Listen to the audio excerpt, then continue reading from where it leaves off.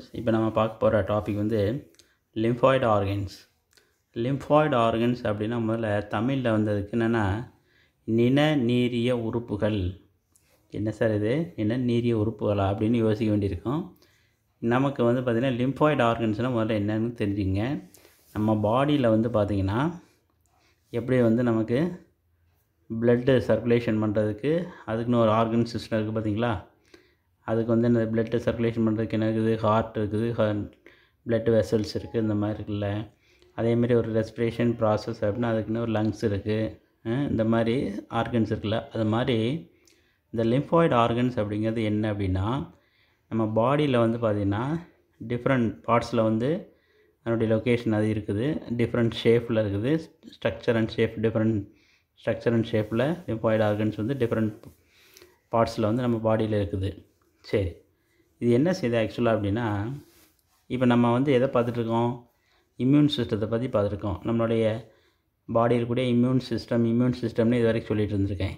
So அந்த immune system எங்கே sir இருக்குது, அதாவது வெளியிலேருந்து வரக்கூடிய அந்த பேத்தஜன்ஸ் மைக்ரோ ஆர்கானிசம்லாம் நம்ம உடம்புக்குள்ளே வருதுன்னா அதை வந்து நம்ம இம்யூன் சிஸ்டம் வந்து அதை எகெயின்ஸ்டாக வந்து அதை ஃபைட் பண்ணி அந்த மைக்ரோ ஆர்கானிசத்தெல்லாம் டெஸ்ட்ராய் பண்ணுது அப்படிங்கிறமே அது எங்கே சார் இருக்குது உடம்புல அப்படிங்கிற கொஸ்டின் இப்போ நமக்கு யோசிக்க தோணும். அதுதான் இந்த லிம்ஃபாய்டு ஆர்கன்ஸில் நம்ம படிக்க போகிறது. அதாவது இப்போ வந்து ஒரு பேத்தஜன் உள்ளே வருது. இப்போ ஒரு வைரஸ்னு வச்சுக்கோங்க. அந்த வைரஸை வந்து உள்ளே வந்தோடனே அந்த வைரஸை வந்து கில் பண்ணி அதை டெஸ்ட்ராய் பண்ணுறதுக்கு நம்ம பாடியில் வந்து பார்த்திங்கன்னா அந்த இம்யூனிட்டி சிஸ்டம் அப்படிங்கிறது சில செல்ஸ் வந்து ப்ரொடியூஸ் பண்ணுது. அந்த செல்ஸ் தான் என்ன பண்ணுது, அந்த மைக்ரோ ஆர்கானிசம் வெளியிருந்து வரக்கூடிய பேத்தஜனை ஃபைட் பண்ணி டெஸ்ட்ராய் பண்ணுன்னு சொல்கிறோம். ஸோ அந்த செல்ஸ் அப்படிங்கிறத உங்களுக்கு ஏற்கனவே நம்ம பார்த்தோம். நம்ம பாடியில் வந்து எந்த செல்ஸ் வந்து நம்ம இம்யூன் சிஸ்டமை ஆக்ட் பண்ணுது அப்படின்னா WBC, அதாவது பிளட்டில் இருக்கக்கூடிய WBC ஒயிட் பிளட் கார்பசெல்ஸ், வெள்ளை அணுக்கள்னு சொல்கிறோம் பார்த்திங்களா. WBC லிம்போசைட்ஸ் அப்படிங்கிற பார்த்திங்களா. லிம்போசைட்ஸ் அப்படின்னு சொல்கிற செல்ஸ் தான் நம்ம உடம்பை வந்து நம்ம மற்ற கிருமிகள்லேருந்து மற்ற பேத்தஜன்ஸ் மைக்ரோ ஆர்கானிசத்துலேருந்து நம்மளை பாதுகாக்கிறது இந்த லிம்போசைட்ஸ். இப்போ இந்த லிம்போசைட்ஸ் அப்படிங்கிறது one type of blood cells, ரத்தத்தில் இருக்கக்கூடிய ஒரு டைப். சரி, இப்போ இந்த லிம்போசைட்ஸில் வந்து பார்த்திங்கன்னா 2 டைப் இருக்கும். ஒன்று பி லிம்போசைட்ஸு, இன்னொன்று வந்து பார்த்திங்கன்னா T லிம்போசைட்ஸ்ன்னு இருக்கும். அந்த 2 டைப்புக்கு நான் உங்களுக்கு எக்ஸ்ப்ளனேஷன் பின்னாடி கொடுக்குறேன். இப்போதைக்கு லிம்போசைட்ஸ்ன்னு பற்றி ஆச்சுங்க. இப்போ அந்த லிம்போசைட்ஸ்னால் என்ன, இரத்த வெள்ளை அணுக்கள், அதாவது WBCயில் ஒரு டைப், புரியுதுங்களா.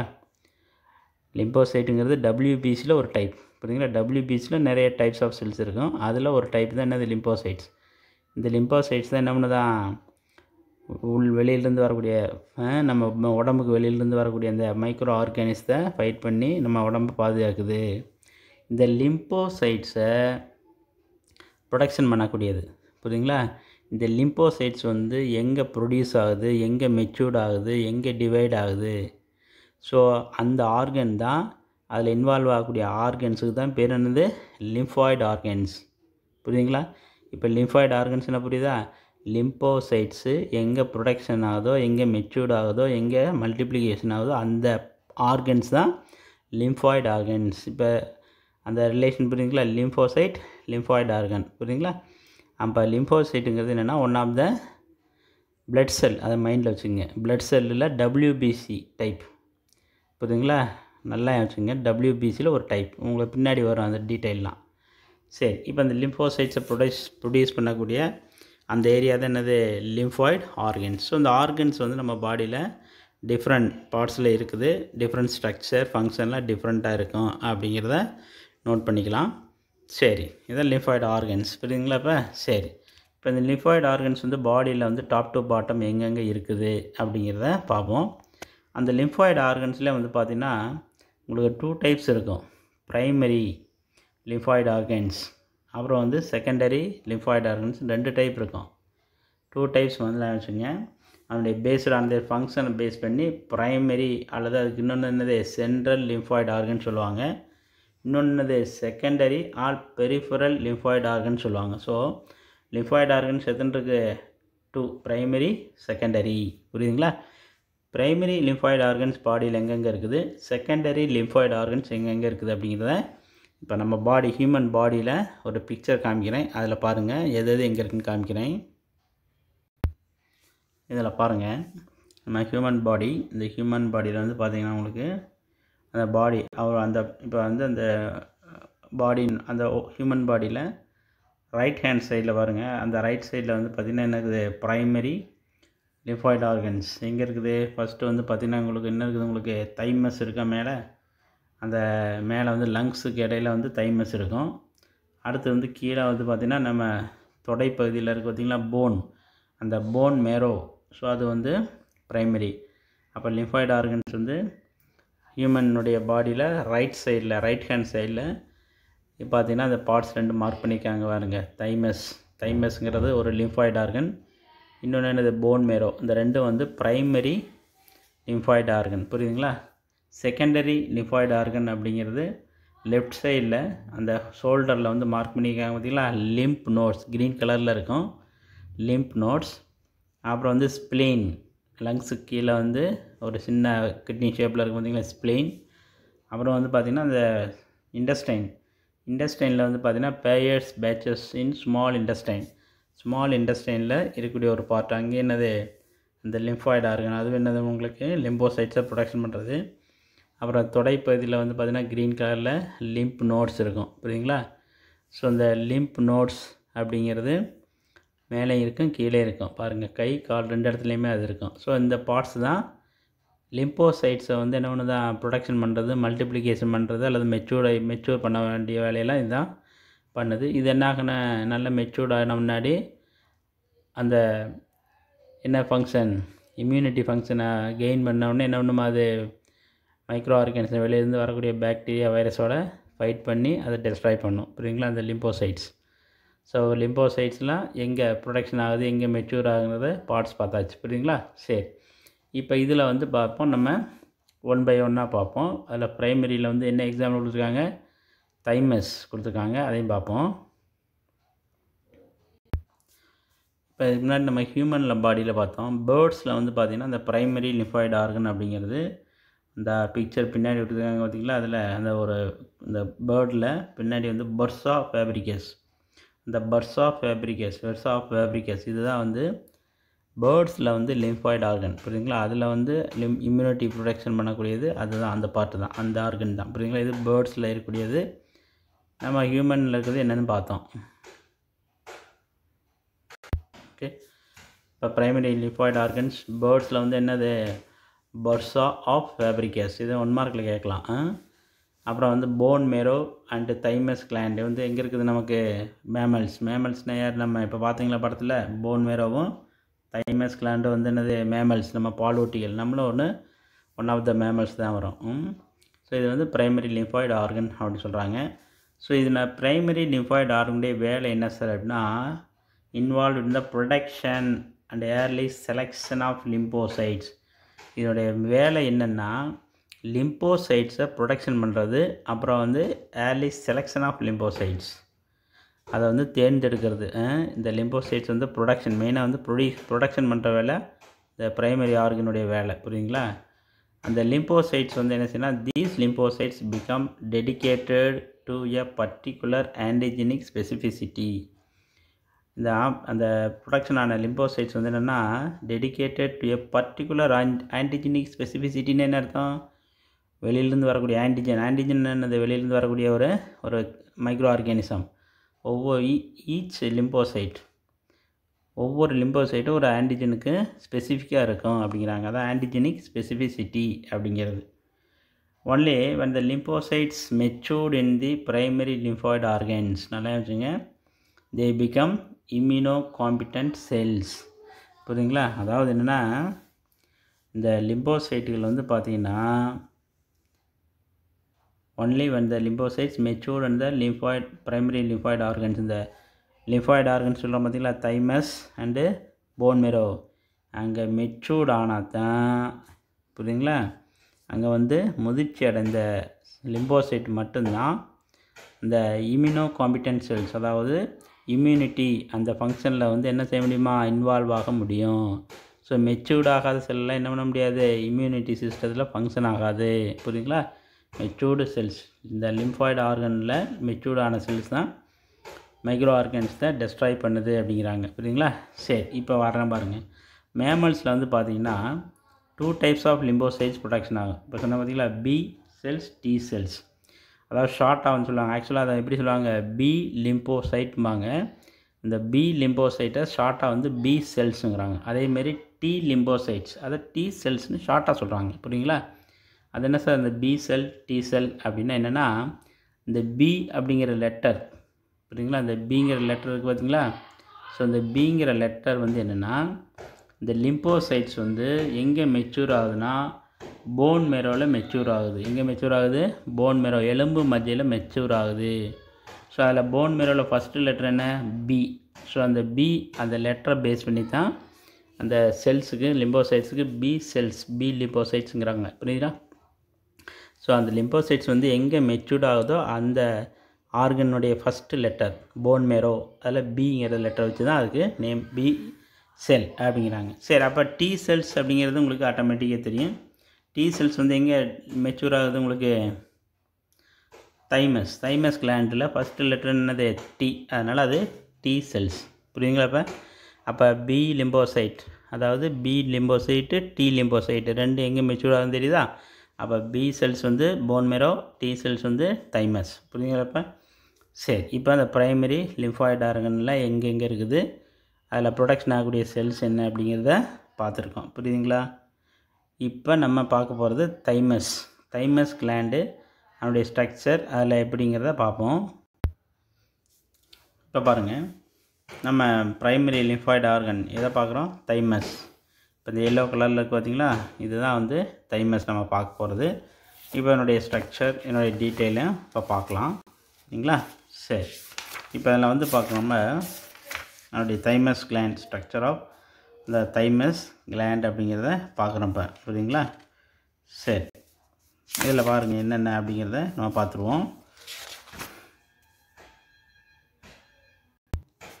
இப்போ இந்த தைமஸ் அப்படிங்கிறது is a flat and a bilobed organ located behind the sternum above the heart. அதாவது எப்படி இருக்கும், ஃப்ளாட்டாக இருக்கும், தட்டையாக இருக்கும்.